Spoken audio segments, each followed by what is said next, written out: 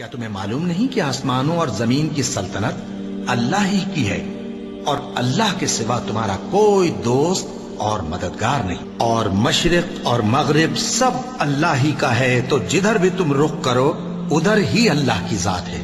بے شک اللہ صاحب وسعت ہے، باخبر ہے، وہی آسمانوں اور زمین کا پیدا کرنے والا ہے، اور جب کوئی کام کرنا چاہتا ہے تو اس کو ارشاد فرما دیتا ہے کہ ہو جا، تو وہ ہو جاتا ہے۔ سو تم مجھے یاد کیا کرو، میں تمہیں یاد کیا کروں گا، اور میرا احسان مانتے رہنا اور میری ناشکری نہ کرنا۔ اے ایمان والو، صبر اور نماز سے مدد لیا کرو، بے شک اللہ صبر کرنے والوں کے ساتھ ہے۔ اور ہم کسی قدر خوف اور بھوک اور مال اور جانوں اور میووں کے نقصان سے تمہاری آزمائش کریں گے،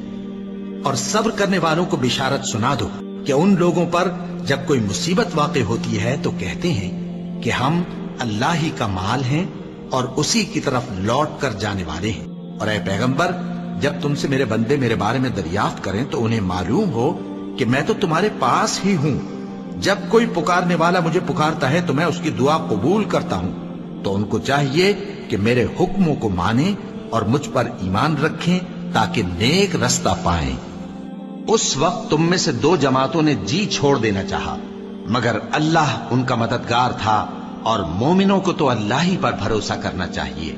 اور اس مدد کو تو اللہ نے تمہارے لیے ذریعہ بشارت بنایا، یعنی اس لیے کہ تمہارے دلوں کو اس سے اطمینان حاصل ہو، ورنہ مدد تو اللہ ہی کی طرف سے ہوتی ہے جو غالب ہے، حکمت والا ہے۔ اور بددل نہ ہونا اور نہ غم کرنا، اگر تم سچے مومن ہو تو تم ہی غالب رہو گے۔ یہ تمہارے مددگار نہیں ہے بلکہ اللہ تمہارا مددگار ہے، اور وہ سب سے بہتر مددگار ہے۔ وہ وقت بھی یاد کرنے کے لائق ہے جب تم لوگ دور بھاگے جاتے تھے اور کسی کو پیچھے پھر کر نہیں دیکھتے تھے، اور رسول اللہ صلی اللہ علیہ وآلہ وسلم تم کو تمہارے پیچھے کھڑے بلا رہے تھے،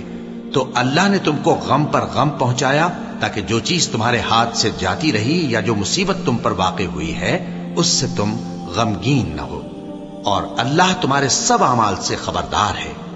پھر اللہ نے اس پریشانی کے بعد تم پر تسلی نازل فرمائی، یعنی نیند، کہ تم میں سے ایک جماعت پر طاری ہو گئی، اور کچھ لوگ جن کو جان کے لالے پڑ رہے تھے اللہ کے بارے میں ناحق ایام کفر کے سے گمان کرتے تھے،